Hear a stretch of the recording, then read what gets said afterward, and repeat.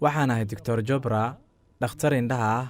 Waxaan ku sugnaa Dubai ilaa 1984. Dhowr fursad ayaan u helay inaan dhageysto muxaadaraadka Dr. Zakir Naik. In mar walba la dhageystana waa wax aad u qurux badan. Macluumaadka uu soo gudbinayana aad ay u faa'iido badan yihiin. Cilmi baa ka buuxa, sidoo kalena aqoontaada ayay kobcinaysaa. Waxaan ku raaxaysan in doctorka su'aal weydiiyo. Sidaa daraaddeed anigu waxaan qof nasiib badan maadaama su'aasha ugu horeysan fursad u helay. Su'aasheedu ugu horeysa waxay tahay adigu waxaad tiri booska muqaddaska waxa uu dhacaa dhexbartamaha si uu uga sinaado dhammaan jihooyinka. Balse fahamkayga waa uu qaldanaan karaa wuuna saxnaan karaa. Ilaahay waxaa qasaba inuu noqdo hogaamiyaha, midka ku faafsan meel waliba, midka meel kasta laga heli karo awoodda jiritaanka. Meel walba waa in laga helaa. Qasab maaha inuu hal meel ku xadidan yahay. Waa in laga helaa meel waliba. Walaalka aan muslimka ahayn su'aal wacan buu na weydiiyey. wuxuuna sheegay inuu ku raaxaysanayo dhageysiga muxaadaraadkayga sidoo kalena su'aal weydiinteedu ku raaxaysanayo. Aniguna waxaan ku raaxaysanayaa jawaab celintaada walaal. Su'aal buu na weydiiyey, Ilaahay meel kastuu joogaa, zaman kastuu joogaa, muxuu dhex bartamaha u joogaa? Walaalkii markaad jawaabta maqasho waxaan u malaynaa inaad qalad u fahantay. Anigu ma aanan dhihin Ilaahay wuxuu joogaa dhex bartamaha. Waxaan idhi Kacbada ayaa dhex bartamaha ku taala. Ilaahay maaha. Kacbadu waa qibladda, waana jihada si loo midaysnaado oo kaliya. markaan caabudayna Allah Azza wa Jalla waxaan u jeesanaynaa xagga qiblada si aan u midaysnaano awgeed. La micno maaha in Ilaahay halka kaliya uu joogo. Quraanku sacad ayuu u sheegay suuratul Baqara suuradda 2 aayadda 177. Samafalka iyo wanaaggu maaha inaad wejiga u jeedisaan qorrax ka soo bax ama qorrax u dhac. Laakiin samafalku waa ruuxii rumeeye Eebe. Haddaba haddaad qalad fahantay, Kacbadu waa qiblada oo kaliya. balse Ilaahay ayaa dhex bartamaha jooga maahan. Ilaahay wuxuu ka sareeyaa carshigiisa. waxaan ka qaadanayna wuxuu yahay si aan u midaysnaano waa qasab inaan u jeesano kulligeen hal jiho. Sida daraaddeed Kacbada si loo midaysnaado dhex bartamaha ayaa laga dhigay si dadka dhammaan caalamka ku nool ee kala duwan ay ugu soo jeestaan ama u jihaystaan si ay u midaysnaadaan hal jiho oo kaliya. sababtoo ah waxaan rumaysanahay in la jamaacisto xilliga salaadaha la gudanayo. sidoo kale waxaan aaminsanahay in su'aashaada ka jawaabaan filayaa walaal. aad baad u mahadsan tahay. su'aasha xigta walaalka. ها walaalkayga Dr. Zakir sidee tahay? waxaan filayaa inaad daalan tahay. su'aal fudud ayaan wataa. waad garanaysaa Sikhismka. nin muslima ayaa fursad waxaa loo siiyey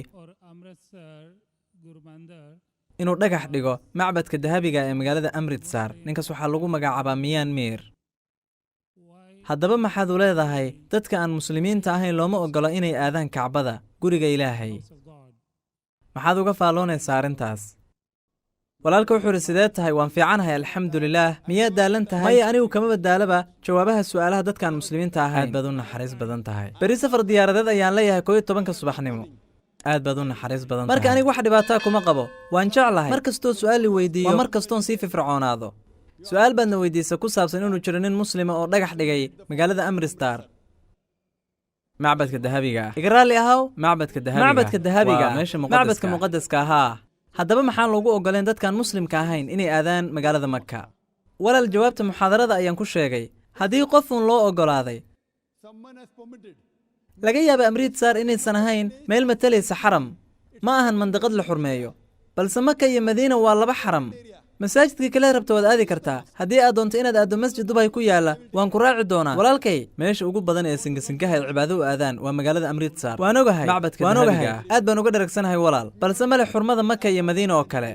haddii aad doonto masjid inaad aaddo, waa lagugu soo dhowaynayaa, waana kuu raaci karaa masjidkaas. balse labadan masjid sidaan hore u sheegaba waa laba mandiqad oo xaaraan ka ah inay galaan dadkan muslimiinta ahayn. waxay kaaga baahan tahay fiisa ama dalku gal si aad halkaa u tagto. fiisaha lagu aado Makka iyo Madiina waa inaad carabkaaga ku celceliso adigoo leh laa ilaaha ila allah muxammadun rasuulullah.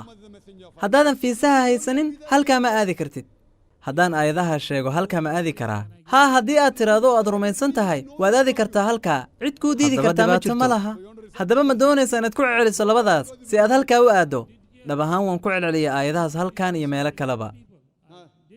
haye haddaba ma rumaysan tahay? way fududahay ku celcelinteeda. maya kama wada ku celcelin. waxaan ka wadaa ma rumaysan tahay? waa xaqiiqo waana qasab in xaqiiqooyinka la rumeeyo. haddaba ma rumaysanta inuu hal ilaah jiro?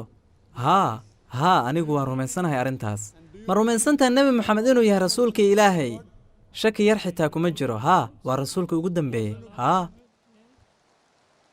hagaag qofka aaminsan in alla mooye alla kale aanu jirin nebi maxamedna rasuulkii alla yahay waa muslim sidaa daraaddeed adoo rumaysan haddaad dhahday ma jirto cid kuu diidi karta aaditaanka maka iyo madiina halka ugu horraysaan taaganahay waxaan ahay muslim dhaba islaamnimadiisu maasha allah hagaag ma doonaysan ad ku dhahdo luuqadda carabiga hambaliyo walaal ma jeceshahay inaad ugu dhawaaqdo carabi ahaan ma jeceshahay inaad u dhahdo carabi ahaan wax diidayaan jirin ashhadu allah ilaha illallah wa ashhadu anna muhammadan abduhu wa rasuluhu